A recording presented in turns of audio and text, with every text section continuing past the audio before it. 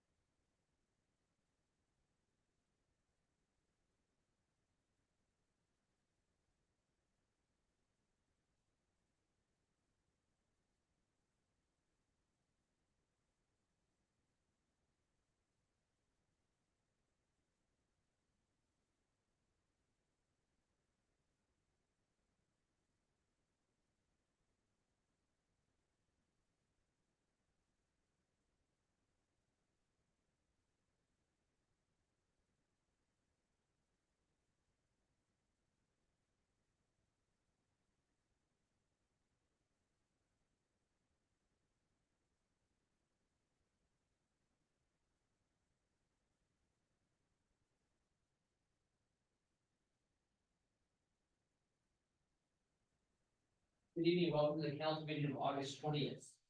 Anyone in the audience need amplified headphones, please raise your hand, we'll bring those to you.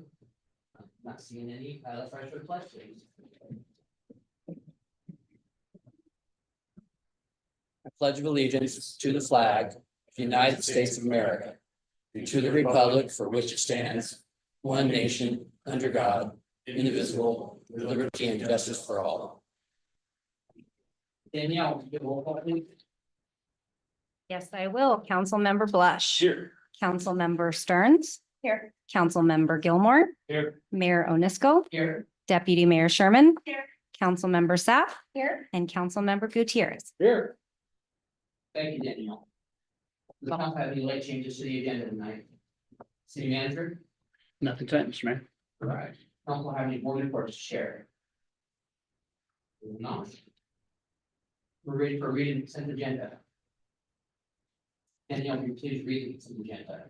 Yes, I will. We have vouchers numbered 111, 292 through 111, 313, and EFT payment numbers 554 through 566 in the total amount of $99,408.24.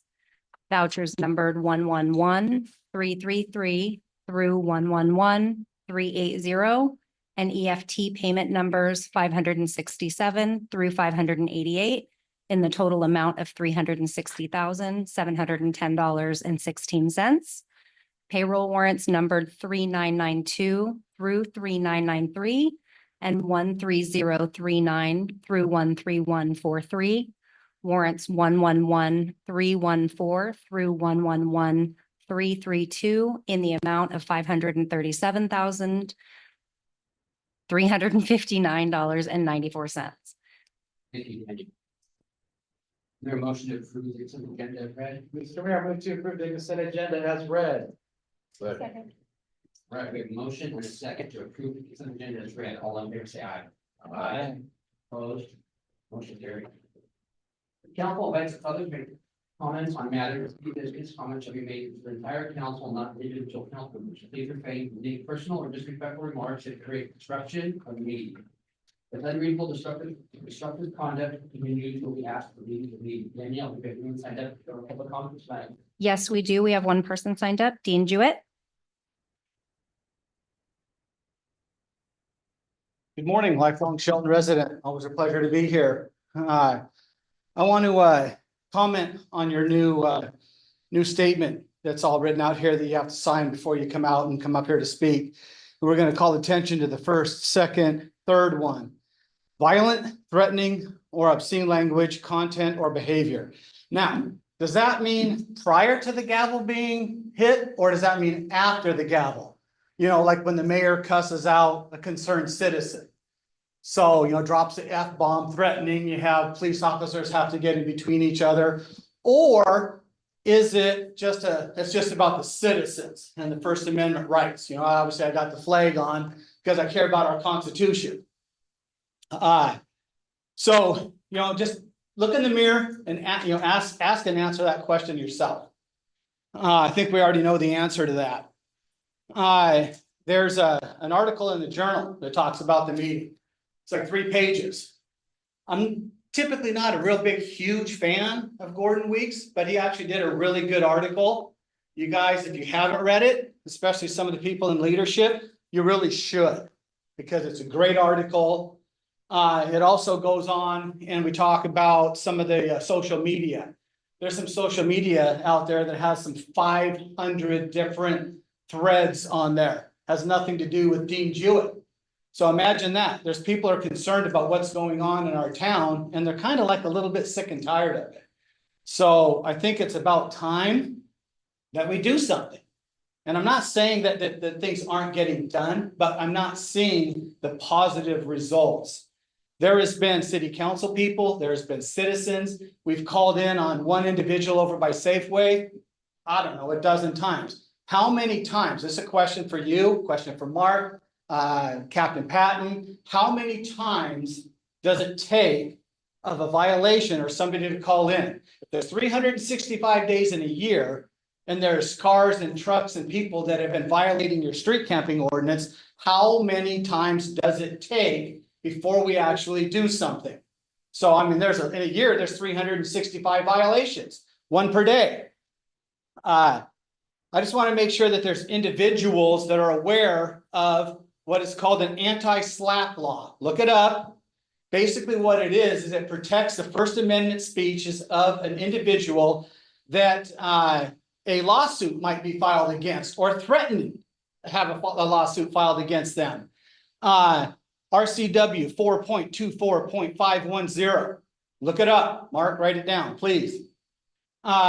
Basically, there can be a $10,000 fine to the individual for a frivolous lawsuit, all the attorney costs, and it lets the person like myself file a counter lawsuit for malicious prosecution. So just be really aware of what you're doing. Thank you. I appreciate it. Have a great day. All right, Danielle, anyone else? We do. We have Colleen Carmichael on Zoom. Good evening, Mayor Inesco, Deputy Mayor Sherman, and fellow council members. I'm Colleen Carmichael, Executive Director of New Horizon Communities. In reviewing the City Council Protocol Manual, I was struck by the appendix, specifically the following tips for successful public service. The first tip, your job is to find the long-term public interest of the community as a whole, and you may be hearing from the wrong people. As one of the successful business owners in your community, we urge you to talk with other employers and agencies in Shelton that know the cost of not providing adequate housing for their employees. The FCS Group, the Chamber of Commerce, the Economic Development Council, PUD3, Squaxin Island Tribe, Mason County, Mason General Hospital, and the YMCA, to name a few. Another tip, be concerned with the long-term future. To avoid unnecessary expense and delay, and to avoid taking short-term gains at the expense of long-term losses. For the past 3 years, we've been presenting evidence-based practices and verified data that has shown housing and services is a long-term solution to homelessness. We've also presented numerous studies that have shown that high cost and ineffectiveness of passing ordinances to reduce the number of people who live on the streets. The City of Shelton can't afford to waste any of its resources on solutions that are not cost-effective or don't yield long-term results. In addition, we've heard a lot of talk about the safety of living in Shelton and Mason County. In researching the data provided from the Sheriff and Police Department in the Washington Association of Sheriffs and Police Chiefs, Mason County and the City of Shelton have extremely low rates of crime and have for the past 3 years.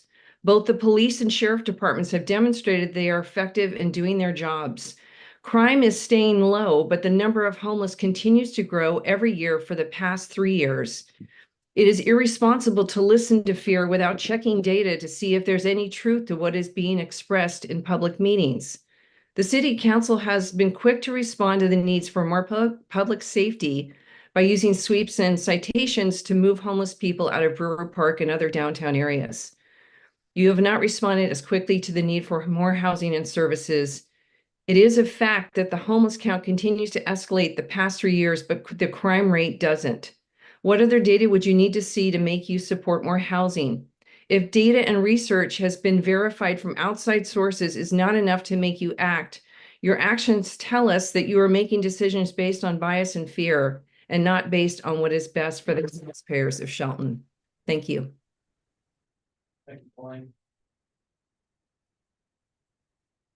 Next, we have Dave Redmond on Zoom. Good evening, Mayor, Deputy Mayor, and council members. I'm Dave Redmond. I'm a retired Army officer, and I'm the program supervisor at Shelton's Veterans Village. There is undeniably a homeless crisis happening across the state. Yet arresting our chronically homeless population is not the way to solve the crisis. And asking them to move to another city is even more ineffective. I listen to these council meetings, and I hear citizens vilifying the homeless, blaming them for every unsafe feeling and missing piece of property. They say that the city and our first responders have failed us, but the numbers from the Association of Sheriffs and Police Chiefs are painting a different picture. The annual Washington State Crime Report shows the majority of crime categories with substantial reduction in numbers. Our local responders have done an amazing job at protecting the people and property of both Shelton and Mason County. Of the crimes and offenses that do occur, pointing a finger and stating that the homeless are to blame and making the area unsafe is a statement based on emotion, not one of logic or intellect. As a matter of fact, in the past year in Shelton, robberies had a 28% decrease, burglary had a 27% decrease, and vehicle theft is down by 15%. Stolen property is down by 40%. And those numbers do make me feel safer and appreciative of the hard work of law enforcement. But that doesn't mean that we can't find ways and means to support and reduce the numbers of chronically homeless in the area. With a reflected reduction in byproduct costs for chronic homeless support. The people that are homeless suffer from a variety of problems, including mental illness, substance use disorders, and medical conditions.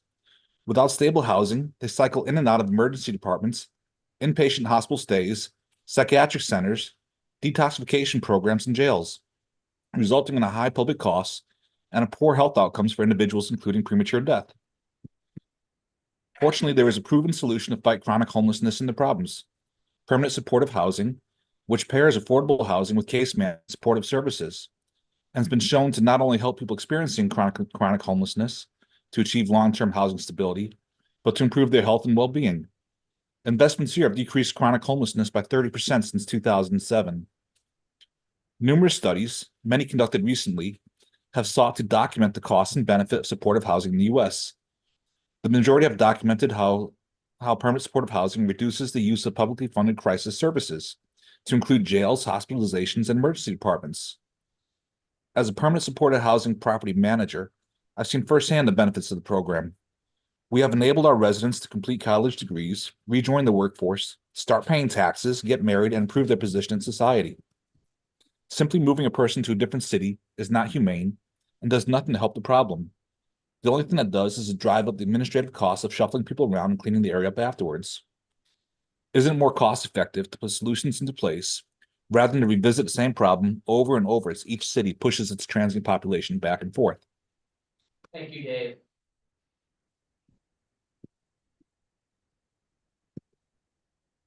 Anyone else?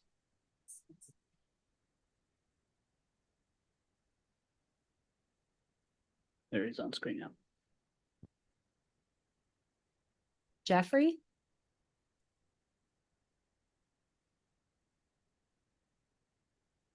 We don't hear you. Can't hear you. You're muted. Does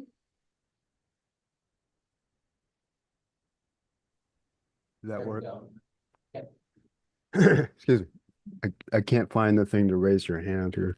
I'm Jeffrey Dennis and I reside in Shorecrest. Can you hear me? Can you hear me okay? Yes, we got you. Okay. I read in the journal that you will decide tonight whether to sign a contract with the security company, Flock Safety, to install cameras at all entrances to Shelton. I just sent each of you an email with several articles about that system, including an analysis from the ACLU, a legal analysis regarding the problems with this system, including a couple of lawsuits over misidentification of due to the AI problems. This system is not merely a license plate tracking system, but an AI system that creates a fingerprint of each vehicle, uploads the data to the Amazon cloud, and allows local police and federal agencies to download and save that data. The fingerprint includes not only the vehicle make and model, but particular details such as a rusty fender or a political bumper sticker. While the company says that the data is deleted in 30 days, that is true only for their servers, not the local, state, or federal agencies who may download and save the data indefinitely and share that data with other agencies with no protections for citizen privacy. Since Shelton is one of the primary entrances to Mason County, this will impact all residents of Mason County who drive through Shelton, as well as all tourists heading to the Olympics, in effect creating a potentially permanent record of the travels of Mason County residents and tourists in government databases with no oversight or public accountability. Shelton and Mason County residents have not been adequately informed about this mass surveillance system and have not been given an opportunity to comment on its adoption. I request that the city council postpone any action on this until both county commissioners and city council members can gain full information about this technology and allow the public to have a voice in whether we wish our vehicles to be surveilled. Thank you very much. Thank you, Jeffrey. I don't see anyone else. We have several presentations this evening. Our first one is an LTAC report on community. First festival. Forest Festival today. Thank you, Mr. Mayor, Deputy Mayor, and council members. I'm here to report on the 2024 Forest Festival event in regards to our LTAC funding.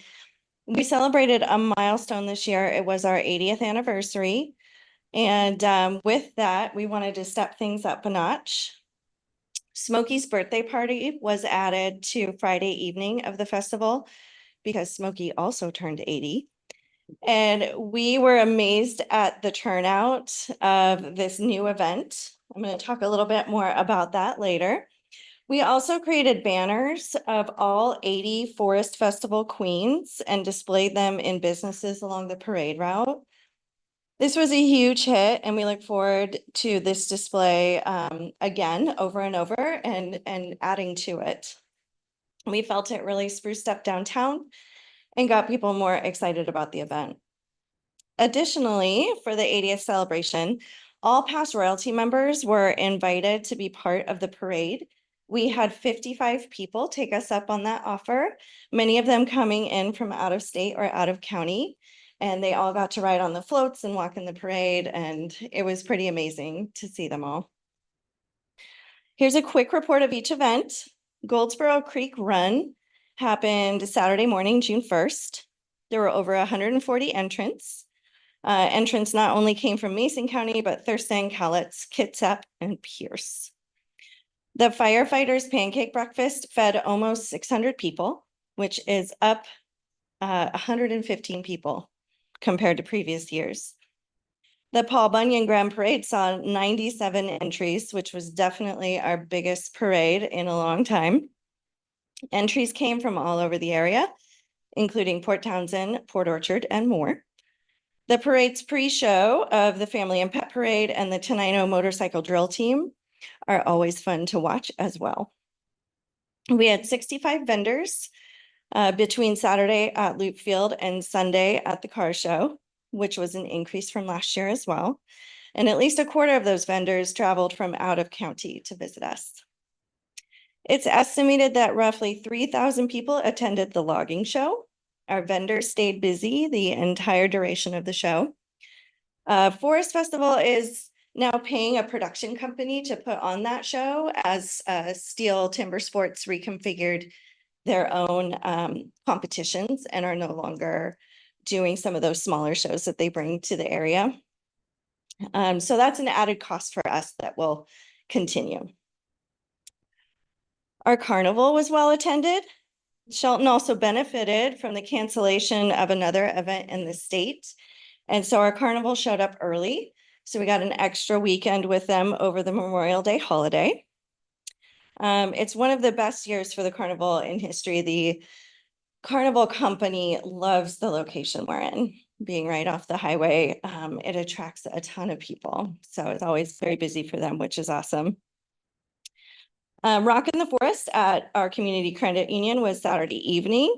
It was well attended. They had a fabulous headliner with the Olsen Brothers Band, and they also had Lester Crow Trio and the Kyle and Darren Band. And we estimate around 3,000 attendees for the fireworks show that night. Sunday, June 2nd, it was a torrential downpour, causing the car show to only see 66 entries, when normally they see about 400. This is put on by the Shelton High School and JROTC Booster Club and Cadets. And they did their best to create a nice event for the people that attended. And our community really came together after the event. We created a virtual entry option through our website where people could go on and purchase a spot or two. And we ended up raising another $2,600 for them. So thank you, community. The Kiwanis Duck Race sold out. Over 5,000 ducks were sold. And again, due to the weather, the actual contest wasn't held in Goldsboro Creek. It was a physical drawing in a dry room. Our new event, Smokey Bear's Birthday Party, was added to celebrate the 80th Forest Festival. It was Friday evening, May 31st, in the Civic Center event lot, co-hosted by KMAS. We filled the space with food trucks, axe throwing for both adults and children, kids activities, music, a close-up look at a brand new float. And of course, Smokey Bear himself was there. He interacted with people, took photos. Again, it went off without a hitch, and we are thrilled with how it went. And then after Forest Festival, we held our royalty tea party on July 14th over at the Colonial House, courtesy of Green Diamond. This is our 4th annual royalty tea party. We had 80 guests. It's a ticketed event, and all the kids have a ton of fun meeting the royalty and playing games in the yard, and of course having crustless sandwiches and tea. This year, we invested in our new float. It's been several decades since the bones of the float have been updated. It was time for a complete revamp. And now we are working on a new trailer for that float for some additional room and ease of loading. Our royalty court attended about 6 other festivals with the float, always winning an award for the float and their enthusiasm. In September, the float and the court will be heading to the Autumn Leaf Festival in Leavenworth. Additionally, they visited numerous area civic groups and schools. We look forward to crowning the 2025 Royalty Court at Coronation in February or March. These young people continue to be ambassadors for Mason County, representing what is wonderful about where we live. As we prepare for the 2025 Forest Festival event, I feel it's important to remind everyone that the majority of Forest Festival is free for the public to attend. We only charge entry fees for the parade itself, and the car show, and of course the carnival. But other than that, this is free family fun. With that, Mason County Forest Festival could not happen without the support of the LTAC funding. And we truly appreciate what the LTAC committee and the city do to work alongside our volunteers to make Forest Festival such a long-standing and loved event. Thank you. Thank you, Amy. Comments or questions for Amy? I just want to say thank you. I made a little speech at the Art Walk, and I don't have it with me, but I'll say that these events, Oyster Fest, Forest Festival, Pancakes in the Park, Cookies in the Park, Music in the Park, I'm probably missing about 10 other functions, don't happen without the volunteers and the groups, the Kiwanis, the Rotaries, the downtown merchants, the committees for Forest Festival and the arts districts and I'm sure I'm missing somebody, but there are so many clubs and Lions clubs, there's so many clubs and groups that make everything possible in our city that would not happen without these groups. And I'll also say on a note that these groups, their members are aging out and it's getting harder and harder for these groups to perform some of these duties. So they sure use some younger people in these groups. We've just lost our Catechism in the Park because it was just going to be too much for the group that was doing it. So, anybody wants to join some of these groups, I mean, they're out there. I believe Chamber has a list of all the nonprofits in town and the groups that are doing these things. And I appreciate everything you guys do and Jordan Magazine. And you guys are definitely a positive impact for the city. Any other comments, questions? We're so lucky to have you, and I have people from other towns say we are the funnest town, and it's because of you guys. So thank you so much for that, especially Olympia, I think it's hilarious, because they're right down the road, they're way bigger than us. And people from Olympia would call me and say, what do you have going on in Shelton? And I would be like, oh, we're doing this and this and this and this weekend, and they're like, oh my gosh, I'm going to Shelton. So thank you for all of that. I should thank our city staff as well, because All of you. there's a lot of work involved in city blocking roads and all that good stuff and Harry and all that good stuff. Or these are making sure, yeah. Okay, thank you everybody for all the great work that keep Shelton shining. All right. There's no other comments. We have another LTAC report from Deidre. I know we saw her 2 weeks ago, but she is back. Hey everyone, I'm here tonight from Ellensburg at my state chamber conference. So I will reduce my presentation since I was just with you a few weeks ago.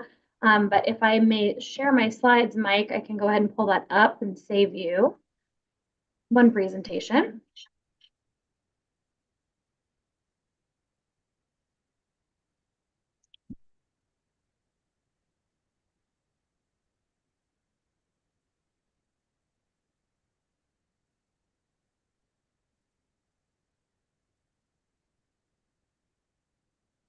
All right, so here is our second quarter visitor information services update for the city council.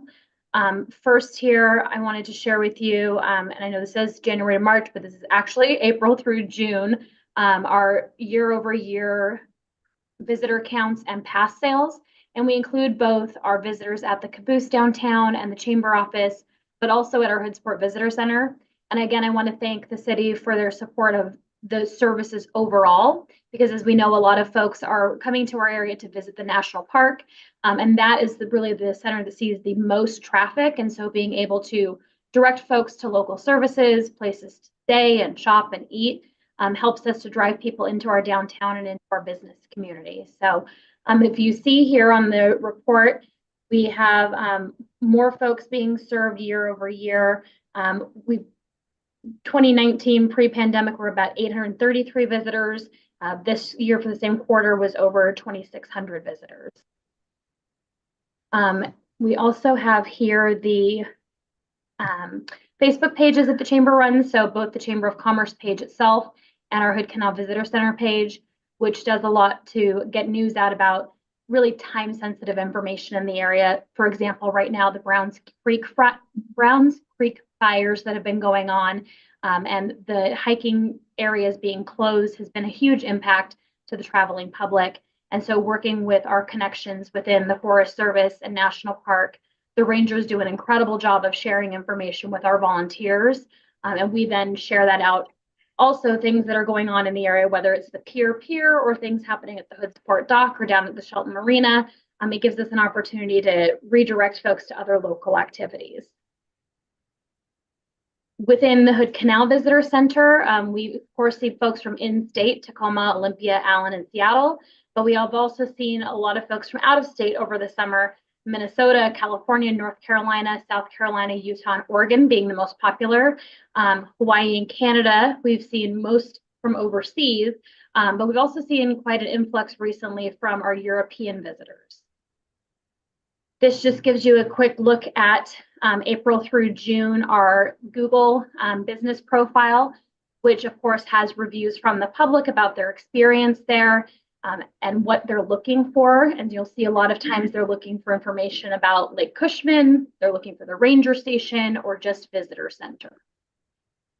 And as we move on to the caboose, I want to take this opportunity to once again thank all of the volunteers who made the restoration of the caboose and Tolly possible. It's a really special piece of our downtown, and the caboose itself serves as the visitor center. We have a doorbell system on there so that folks, if they arrive, can ring the doorbell. We can provide them access if we don't have a volunteer that's in the space at the time.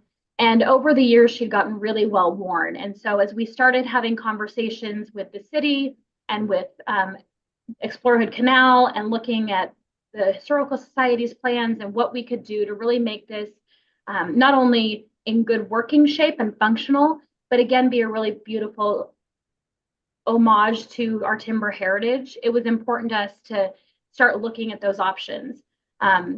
Having a full restoration done by a contracted company would have cost hundreds of thousands of dollars from some of the quotes we were getting. And yet, due to the very hard work and expertise of wonderful folks in this community that donated hundreds of volunteer hours, we were able to get her back up in ship shape with carpentry. There were a couple of welding spots that need to be done, a lot of painting. And so I just want to take this moment to say thank you so much to Zach Hansen, who really took the lead on the carpentry work. There was Dwayne Wilson, his granddaughter, a homeschool group, local businesses that popped in. And this became really a labor of love that would not have been possible without the community support. So huge thank you for that. And to the folks who were seeing that going on and wanted to share and support the volunteers, Urocco Coffee sent in caffeine reinforcement, Builders First Source donated paint and materials, the Railroad Tap Station sent over pizza, and people just really wanted to be part of making our downtown beautiful. And since this is probably the most iconic visitor center that we have, it's really lovely to see that piece starting. You'll see here the types of visitors we've had at the caboose. We had 70 in-state visitors during that time that signed into the book. We typically have anywhere from 10 to 15 people in per day, and we keep track of those tallies as well. And then you'll see the out-of-state visitors from Wyoming, Arkansas, Illinois, Texas, and California. 25 of those folks signed into our visitor log. And a few visitors said they had never come because they wanted to see the inside of the caboose and called it cute and welcoming. As an aside, we find that kids love to climb up into that cupola inside and take a look out and pretend that they're on the train. And also, little boys love the bathroom in the train. So we're happy to have that option for folks as well.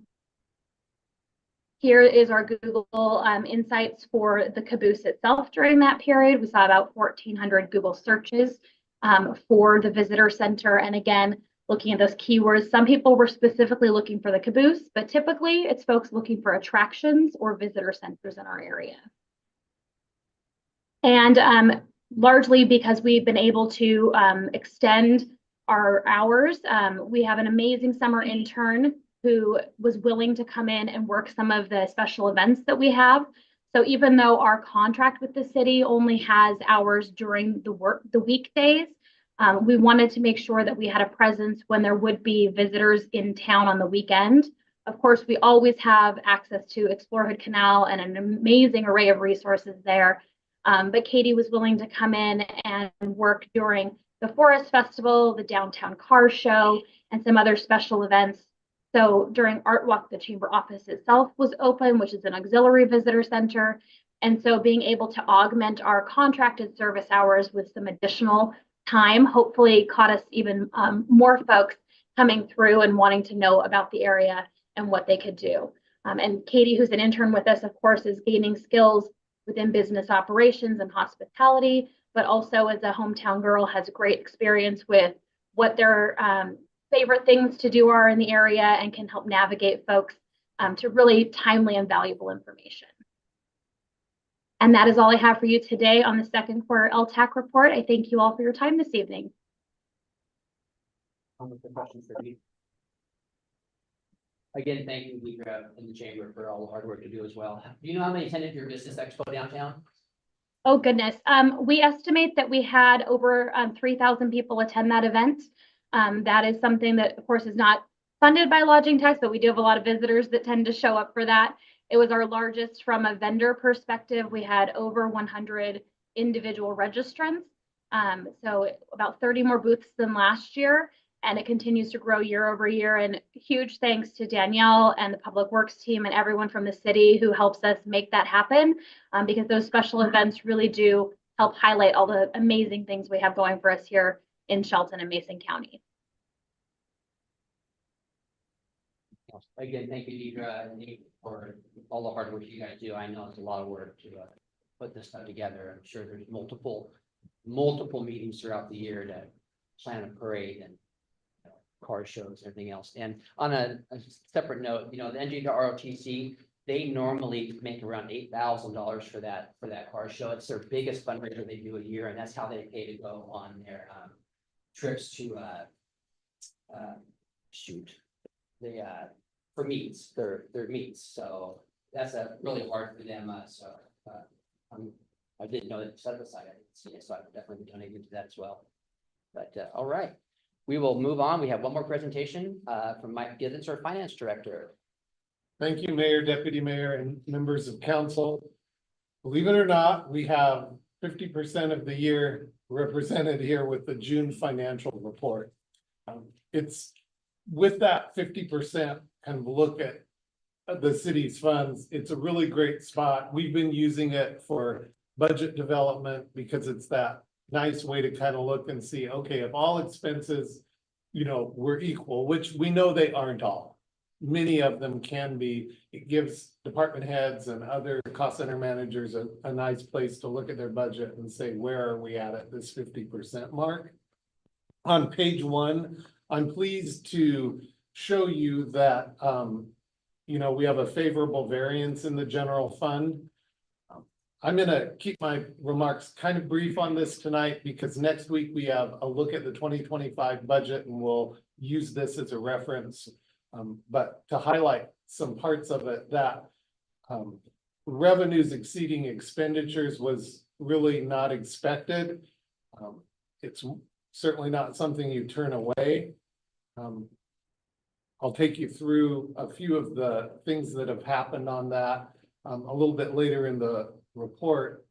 But, we're looking at that revenue being higher than budget and expenditures being a little bit less. We typically expect that expenditures will be a little bit less simply due to just not being able to fully expend every line item of the budget.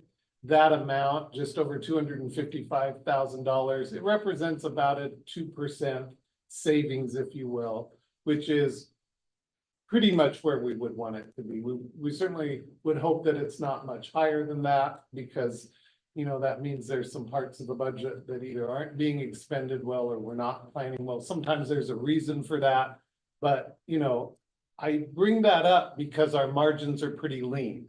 In other words, what we budget in the general fund, we're pretty much expending. There's not much of variance in there that we can count on. And so as we're working on the 2025 budget, and as you'll see next week and in the formal presentation of it later in the fall, there's tight margins in the general fund. And I know you know that, but I just emphasize that because you really see it here, even though revenue's up and that's great, that happens to be a really slim margin for us. A little bit further down the page, kind of midway, we break down the ending fund balance. We have the 20% of reserved amount per council policy and then the unreserved fund balance. We'll be talking with you more next week at the study session about what we're looking at and getting your advisement on that unreserved fund balance. It's one-time money that can be used for pay-as-you-go types of capital outlay or other one-time expenditures. And so the city manager and I were looking at it. We've been looking at it a lot, let me tell you, but we've got the council finance subcommittee Got a brief look at it earlier this month and we'll take you through it a little bit more next week, but I want you to rest assured that we have plans to show you that in the 2025 budget. So on page 2, we break down the general fund revenue. And this is where I wanted to give you a little bit more detail.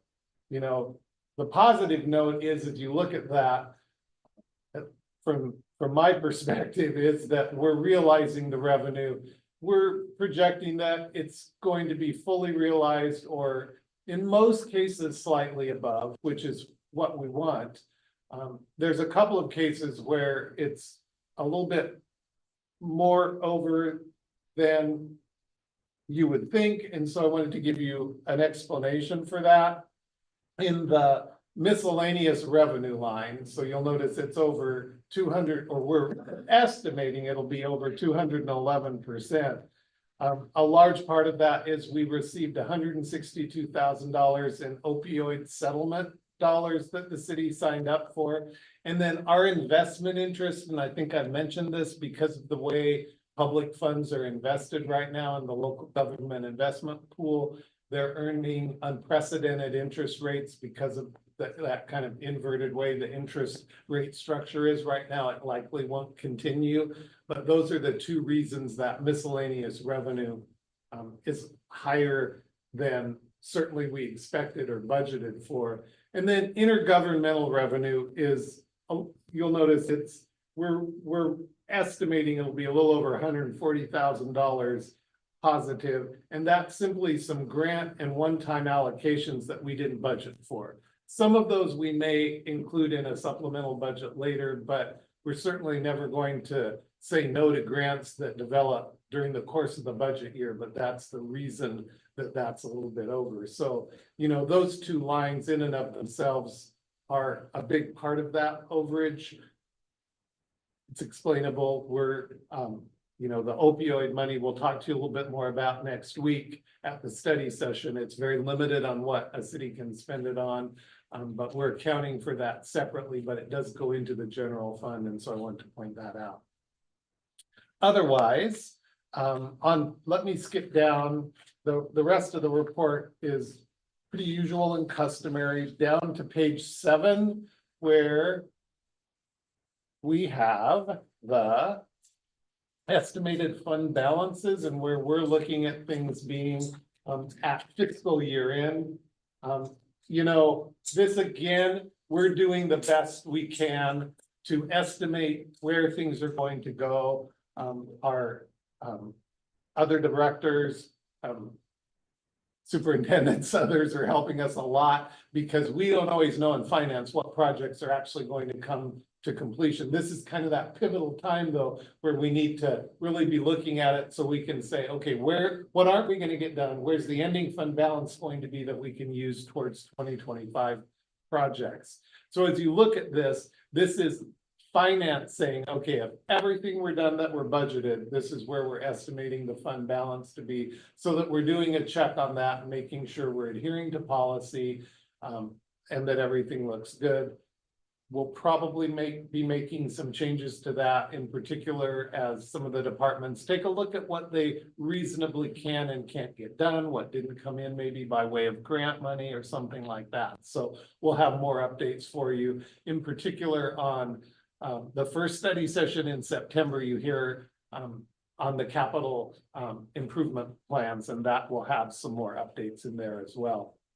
At the bottom of the page then, again, we lag in this a bit because this report reflects June 30th. We're in August. Some of these positions are filled, I'm pleased to tell you. So those vacancies aren't quite as much. I think we have 2 of the police positions filled. So there's only 1 vacancy there. We filled a GIS position and a position in community development. So there's some headway made on that, but we reported as of June 30th.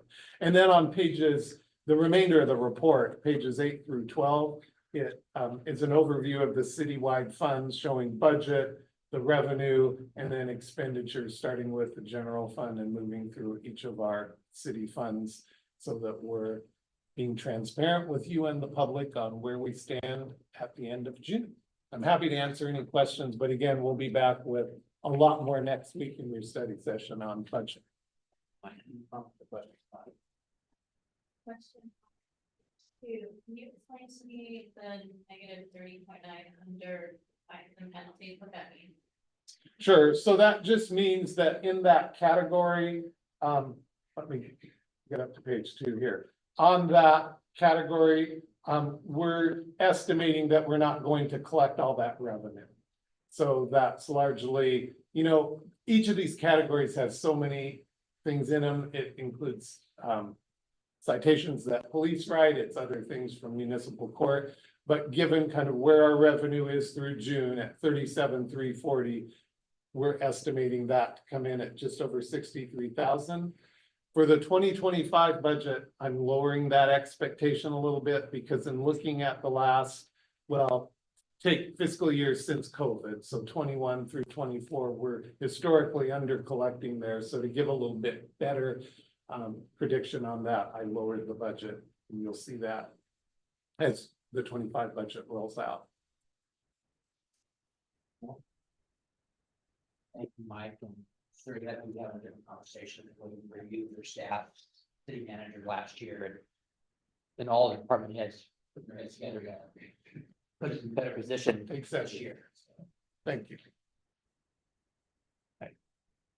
Right, the first item on this agenda pertains to acceptance of a grant for pedestrian improvement projects, public works for the city of Harris for details for us. You know you were here. Good evening, Mayor, Deputy Mayor, Council, Jay Harris, Public Works Director. So in 2021, the city hired a consultant, SCJ Alliance, to work on the local road safety plan for us. That was included in the council packet. And what the local road safety plan did was took the accidents in the city, fatal, and the injury, serious injury crashes. And then it analyzed the location of that, and then the data was used to determine some of the top safety projects in the city. And so the local road safety plan, I don't know if you had a chance to read it, but it went at great length to define for those crash periods, the most important projects for the city. So council adopted that in January of 2022. In the spring, we submitted a grant application to WSDOT, and we were lucky to receive $1.295 million for the top safety improvements that was identified in the plan. So it didn't do all of them, but it did a bunch of them. So one of them was Olympic Highway North and I Street. That's for some rapid flashing beacons, extending curb bulbouts, and some street lighting. That particular project, the $300,000+ being applied to that project, we actually used as leverage for the large grant that we got for the overlay of Olympic Highway North, the $3.6 million overlay.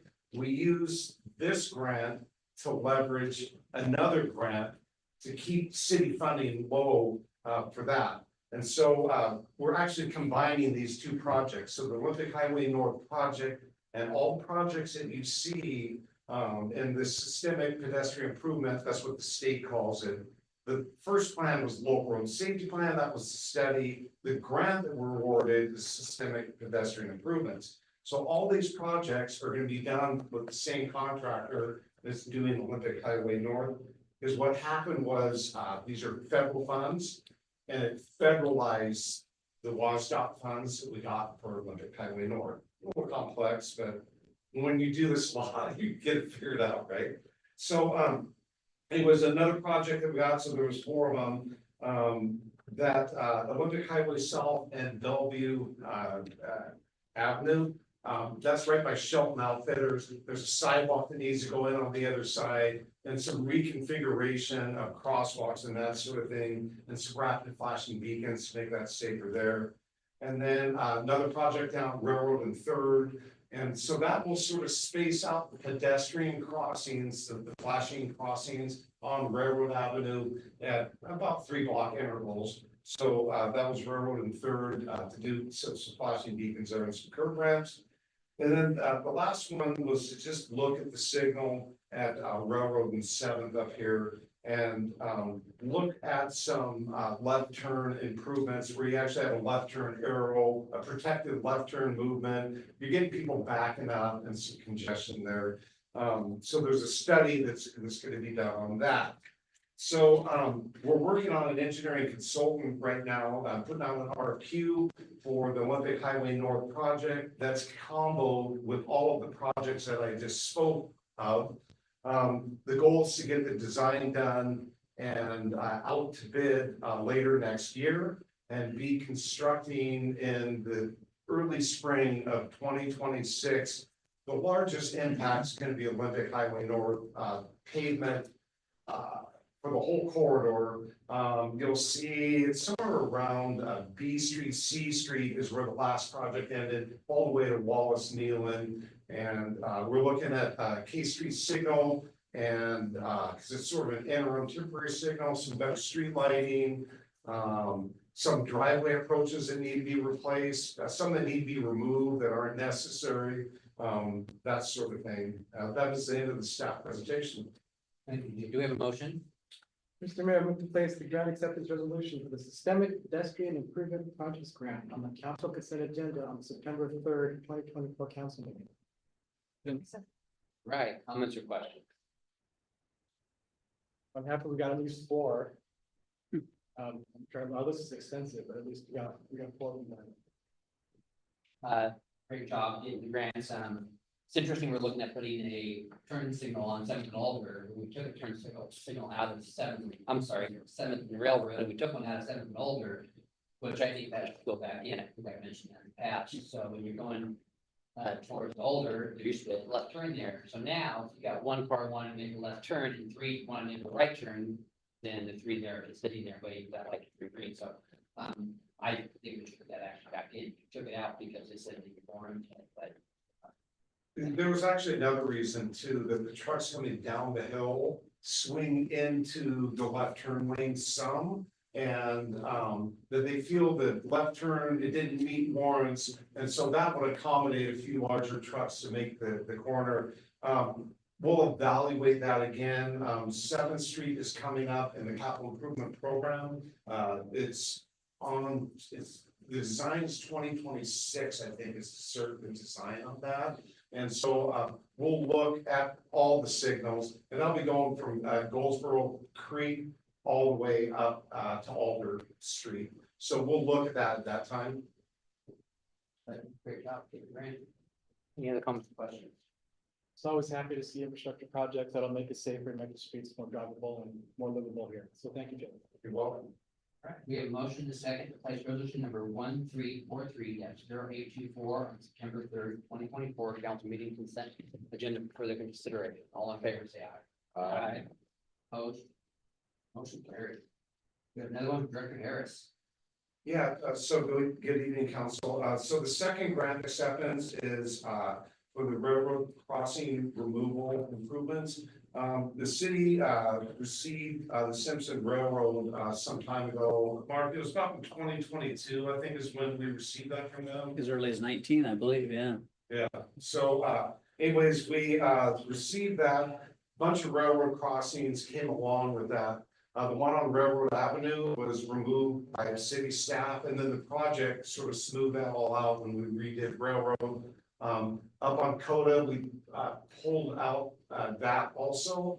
And, so we pulled out a couple already, but the remaining crossings still need to be removed. We need to hire a contractor, especially for the Highway 3 crossing. There's a lot going on right there. And so, city staff, it's a busy spot.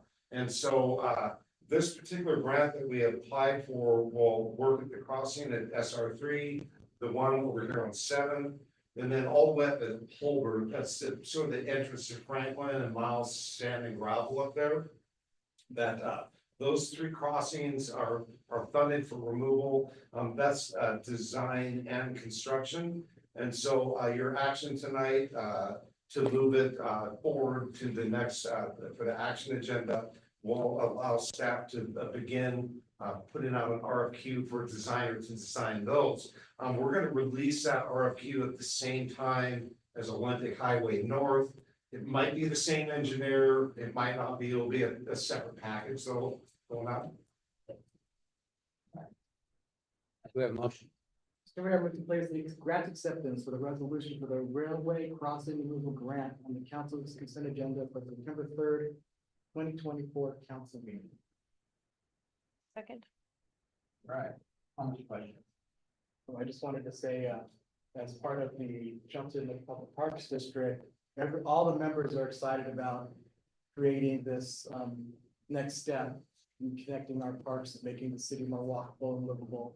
And we're hoping that synergy will also continue with the Arts District as well, and making all our parks not only close together, but walkable to each other and connected. So this is a dream that's been going on for many, many years, and it's coming to fruition slowly. And I know that past planning commissions, comprehensive cities, all those entities that we brought together to talk about our future of the city has this in mind, is making this a more walkable and livable place, and this is a big part of this. So thank you, Jeffrey. Well, I'm glad you brought that up, because part of this project, when we remove like at 7th Street tracks, we'll be attempting to put in a mid-block crossing there. Even though the trail isn't in yet, if we're putting concrete down for sidewalks and that sort of thing, to get some of those improvements in. The same thing down on SR3, that needs to be looked at, because of the second trail that's supposed to be going in out to the marina. That trail, right, that's all in preliminary design, but we want to sort of get that set up to get people to get across to the other side from the Simpson Railroad to go all the way out to the marina. The corridor still hasn't been defined 100%. There's some planning studies that need to be done for that project, but that'll be another great thing to connect the marina all the way to the Simpson Railroad corridor. That will take you all the way up to about Miles Sand and Gravel right now to the end. So then there's a lot of spin-offs from that. I can go on and on and on. Some of it is going to be our transportation comp plan and the non-motorized component. We're paying a lot of attention to that and how we make pedestrian connections within the city.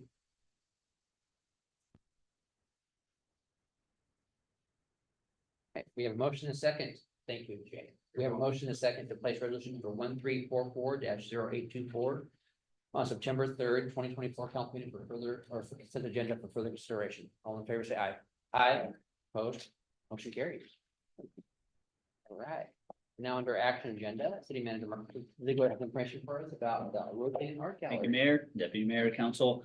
Tonight, I'm bringing forth recommendations from the Shelton Arts Commission for 4 artists to be placed in the Shelton Civic Center rotating art gallery. The Arts Commission, as usual, distributed a call for artists. We had 4 artists complete the submittal, submit by the deadline.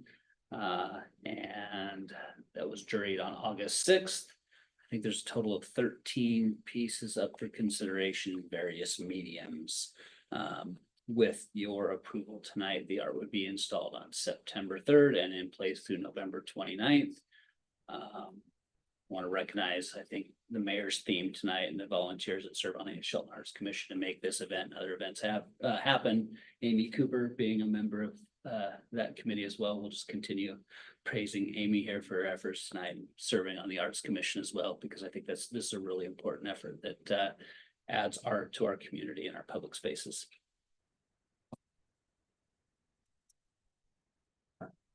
We have a motion.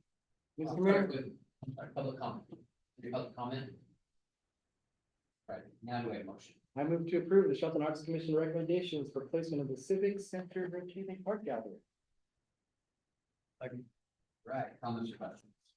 Well, the diversity of these.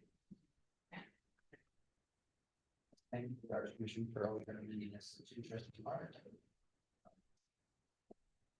Anything else? All right, we have motion and second to approve the Shelton Arts Commission recommendations for placement of the Civic Center rotating art gallery. All in favor, say aye. Aye. Opposed? That motion carries. Next up, we have Public Works Superintendent Brett Armstrong, information regarding the post plant monitoring of C Street landfill. Good evening, Mayor, Deputy Mayor, Council. This is the contract amendment number 3 for C Street landfill post cleanup monitoring. We have one slight change from last week, that it's to be good. We our procurement and contracts administrator, Brooke Hiltz, has been working with Ecology, and she was able to get 75% of year 2's cleanup covered by the grant. And took a lot of work back and forth. They usually don't cover the second year, it's just the first year. But she was able to get 75% covered. So after that, there's no changes. Great, any public comment? May we have a reading of resolution number 1342-0724? Yes, resolution number 1342-0724. A resolution of the Council of the City of Shelton, Washington, authorizing the city manager to approve contract amendment number 3 with Aspect Consulting LLC for post cleanup monitoring and reporting of the C Street landfill. We have a motion. Mr. Mayor, move to adopt resolution number 1342-0724 as presented. All right, comments or questions? Second. Oh, sorry. Comments or questions? Okay. All right. Thank you also for going out after that. Yes. We have a motion and a second to adopt resolution number 1324-0724 presented. All in favor, say aye. Aye. Opposed, that motion carried. Now we have Police Captain Dan Patton with information for about the contract block safety system. Good evening, Mayor, Deputy Mayor, City Council. We did a study session and we did another City Council briefing on the block camera system, but just a quick overview again is what the Shelton Police Department was proposing was 12 block cameras. These are automatic license plate reader cameras that capture the rear of the vehicle as it drives by. What it is not is it's not facial recognition. It is not to capture anything other than the rear of a vehicle. With roughly about 3,000 vehicles traveling on our roadways each day and 12 cameras, the data is vast. So you can imagine what it would take for a single person to go through each piece to find the vehicle that they wanted.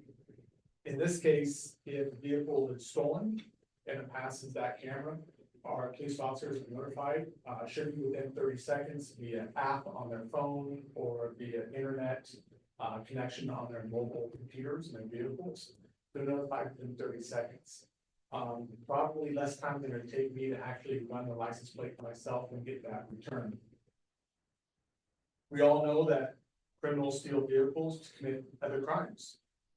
Last year, I believe what my notes for the grant I wrote was that we made one arrest in a stolen vehicle is because usually when we recover stolen vehicles are being parked and they've been parked there for days. Now we're going to be notified within 30 seconds and we can be alerted to where they're at and hopefully capture these criminals before they victimize the city of Shelton even more. I understand there are some concerns. I've done my research with the ACLU and they determined that this is a slippery slope. You know, we may use this information for immigration. We may use this to determine political affiliations. The truth is that the Shelton Police Department has a lot of databases and we can use that information, but it'd be illegal, it would be wrong. If you Google news articles, you'll see that there's a police chief in Kansas that uses information from Flock for his own personal gain to stalk his ex-wife. Once caught, that person is no longer a police officer, they're terminated, their license was rescinded by the state of Kansas. The truth is that we do have checks and balances in place. We do have oversight for this information from Flock. We do have a policy in effect ready to go if it is approved. And this type of data is controlled the same way as any other data that we get from our databases. We do have a transparency portal that would show exactly what we're capturing, how much, and what we're looking up. As a supervisor, I will be able to go in and just randomly pick an officer and see what they're looking at and why they're looking at it. Information is stored for 30 days, and it is released after that 30 days. There was a remark that was correct that if law enforcement pulls that data out within that 30-day period, we retain it as evidence, then it's going to be held just like any other piece of evidence, and that's going to be based on the type of crime that where that case stands in court. So the cost is $37,800 for the first year. We were awarded in a grant for $20,400 from our Washington Association of Traffic Theft Task Force.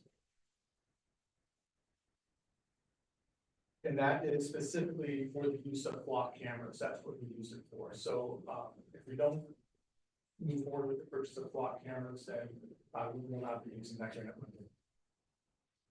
One last thing is the flock cameras will also alert us to amber alerts, silver alerts, or any other type of alert. Another type of alert would be if a neighboring jurisdiction was looking for a vehicle involved in a homicide, they had a license plate, and they put that information in there. When that vehicle passed a camera, it would alert that jurisdiction and also ourselves, and the reason why it was on this hot list. So it'd be like the vehicle was involved in a homicide or some other type of crime. That's all I have.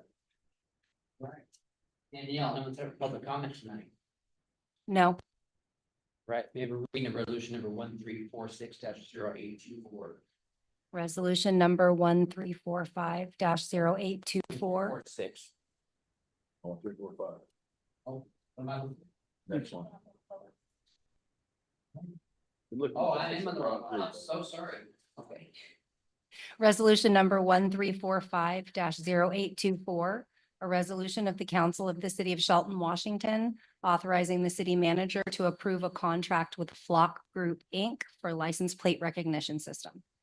Thank you. Nick. We have a motion. Mr. Mayor, I motion we proceed to resolution number 1345-0824 as presented. Second. Comments, questions? That's not good. I think that if this were to rescue one kidnapped child or lost senior, that this is well. I'm out looking for crimes in our city where crimes have been committed somewhere and they're driving through our city. It's what I'm thinking about how this is really gonna work. But when they're coming in the city, not going out of the city, so we don't have a camera outside of Safeway looking for a crime. They have a camera probably somewhere by a highway coming into town where crime is committed in Olympia and they're coming here, you know. So I think it's definitely well worth it. Like I said, we might have a few missing children down if we have something like this over the years. Maybe Lindsey Ball down somewhere. She got out of state or outside the state. So I think it's a great. I'd like to comment. I have a lot of concerns about the civil liberties that are brought, that might or might not be in jeopardy here, but I believe in the transparency and the authenticity of our law enforcement officers to make sure that we do not use the system and that we use it for the right reasons. So that's why I would be in favor of this tonight and for a limited basis for a limited time. Any other comments? All right, we have a motion and second to adopt resolution number 1345-0824 as presented. All in favor, say aye. Aye. Opposed? Motion carries. All right, now on Captain again, at the right. with the implementation of block, if you need to go on poles, and we found that it would be less of an expense to the city of Shelton by partnering with PUD to install these cameras on existing infrastructure such as light poles, telephone poles.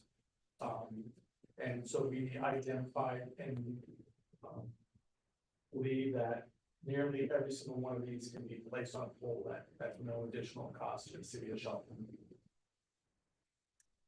All right, any public comment? No. All right, read the resolution number 1346-0824. Resolution number 1346-0824, a resolution of the Council of the City of Shelton, Washington, authorizing the city manager to approve a contract with PUD 3 for use of PUD 3 utility poles for mounting of flock cameras. Go to motion. Mr. Mayor, I move to adopt resolution number 1346-0824 as presented. All right, any comments or questions? All right, we have a motion second. Resolution number 1346-0824 presented. All in favor, say aye. Aye. Opposed? Motion carries. We're now at our city manager report. Thank you, Mr. Mayor. I just want to follow up after an eventful weekend weather-wise. I was out of town on Sunday and missed, I think, the big rain, but saw the lightning and thunder Saturday night.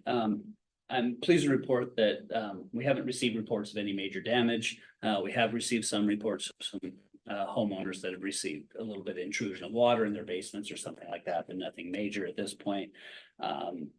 There's, I think, depending on the weather stations you looked at, that could have been up to about a half inch of rain in a very short period of time, like 20 minutes or so. And as you saw the flooding downtown and through the streets and through alleys and areas like that, that's really useful information.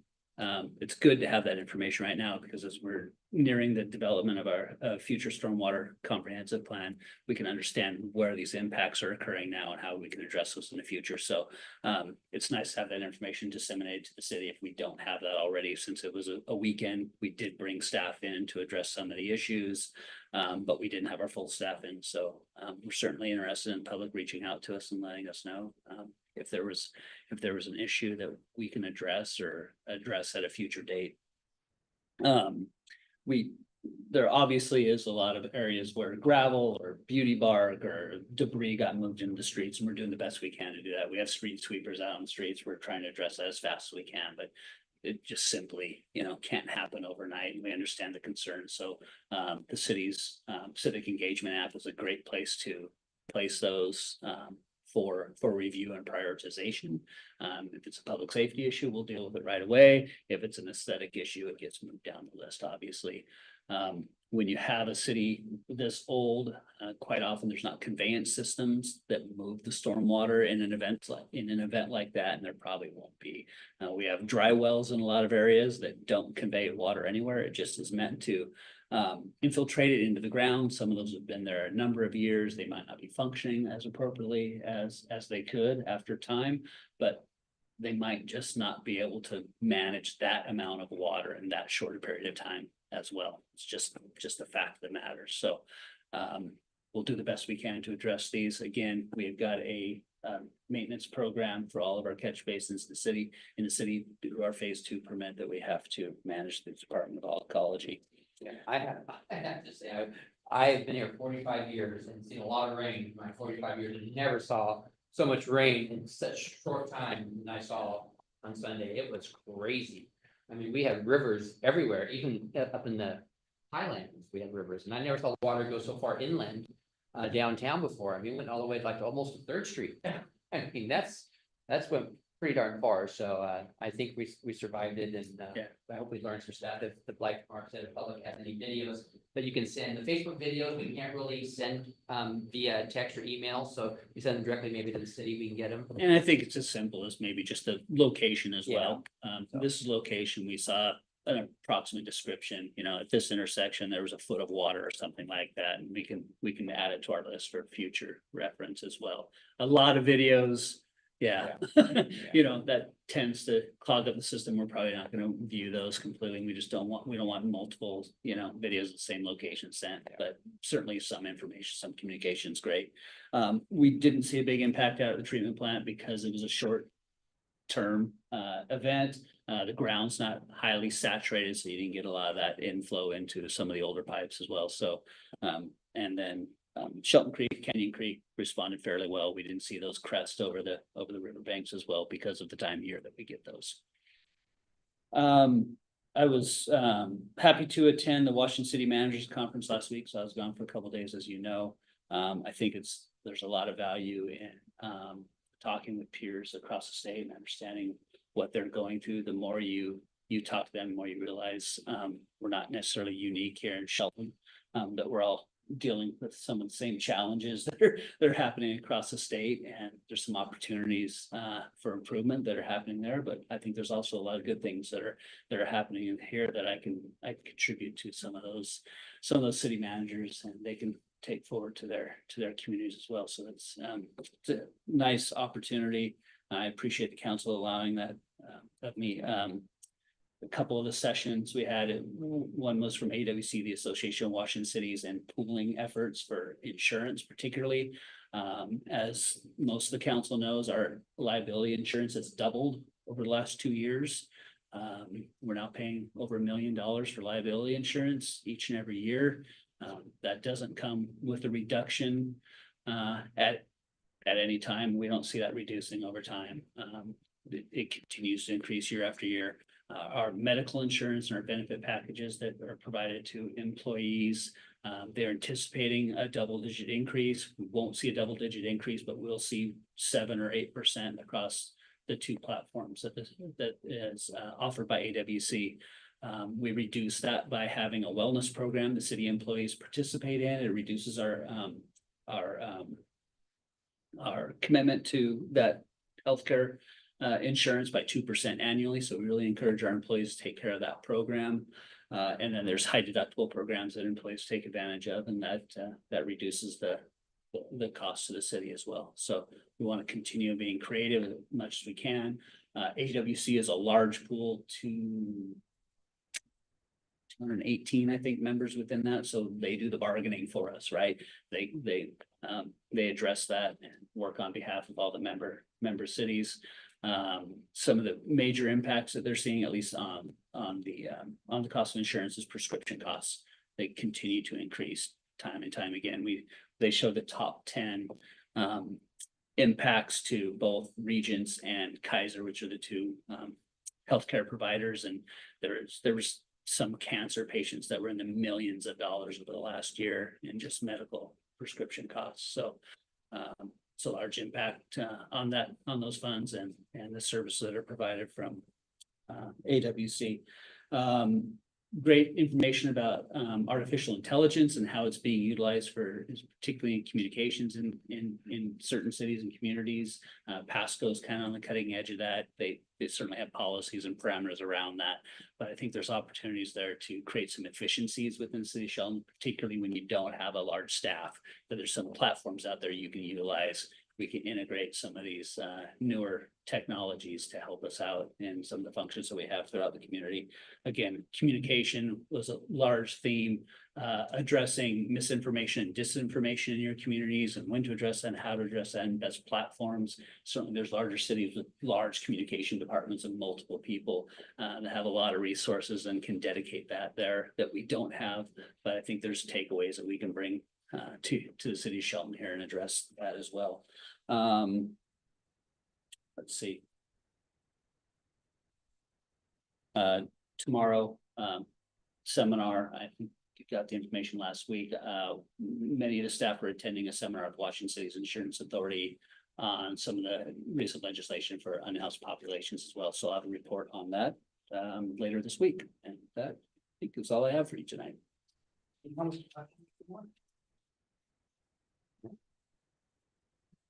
Next meeting, Tuesday, September 3rd. And I'll have today's session, 7, 6 p.m.